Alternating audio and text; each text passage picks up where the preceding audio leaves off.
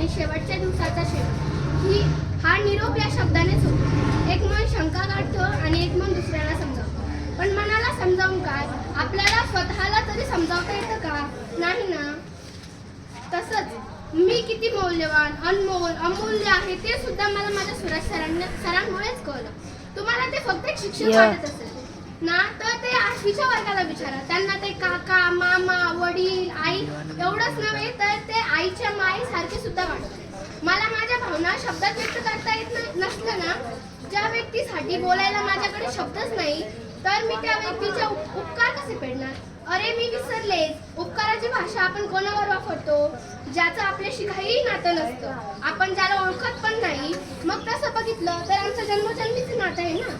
सुराशे सरांना वाटत असेल की मी त्यांना जरा जास्तच व्हॅल्यू देते, तर सुराशे सर मला एक सांगा की मी किंवा तुम्ही आपण आपल्या वडिलांची किंमत मोजतो का?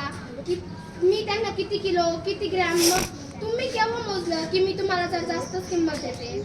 बरं, हा विषय राहू द्या. तुम्हाला सांगते, मी तर सरांची सासू पण झाले होते. म्हणजे आता पण हे तसं नाही म्हणायचं. आमची चिमणी म्हणजे श्रद्धा, आमची म्हाळसाबाई म्हणजे देवयानी, गोजे म्हणजे वैष्णवी, यशबिके किंवा आमची लाडकी नकुताई म्हणजे श्रावणी, आमची अक्षय कुमार म्हणजे अक्षरा, आमचं छोटंसं बाळ किंवा बधीर म्हणजे प्रतीक्षा उर्फ प्रतिभा, लाडकी आमची फुकटी खूप चिंगूसपणा करायची गायत्री, आमचं रोप बी झाड म्हणजे आयशा, गाडी वाटचा बाजार म्हणजे काजल, आणि आमचं लाडका डिग्री, त्याला आम्ही अगदी लाडानं डिग्री असंही म्हणत आरती, वर्गातली सगळ्यात डेंजर आणि मेंदूने कोमात गेलेली वेदिका. अरे सॉरी विसरलेस, ती वेदिका आहे. आता वाकडी काढ म्हणजे आमची अनुष्का, वर्गाला तिच्यापासून प्रकाश मिळायचा, आमचा उजाड म्हणजे श्रावण, आमचा खजिना शांततेची मूर्ती म्हणजे गौरी, कधी सोडून म्हणण्यापेक्षा ती बोललीच नाही. आमच्या वर्गाच्या उजाडाच्या पिण्यात सुद्धा आम्ही ज्या बोर्डमध्ये लावायचो ना, तो शांत पण खूप किडे असलेला प्रीती, घोडी, चना, फुटाणा, बधीर म्हणजे आमची अर्चना, अमावस्या पौर्णिमाला उगवणारी जयश्री, आमच्या वर्गाची लेखिका पिपी चिवताई म्हणजे प्रांजल, आणि आता खूपच स्पेशल खास यस विखे आमची श्रावणी. खूप धिंगामस्ती करायचो आम्ही. कधी एकत्र येऊ आता? सुराशे सरांकडे जे आहे ना, ते कोणाकडेच नाही. ते म्हणजे 22 लेकींचं सूर, आणि त्यात आमचं लाडकं बाटू आणि अवनी, आणि लाडकी आमची आरोवी.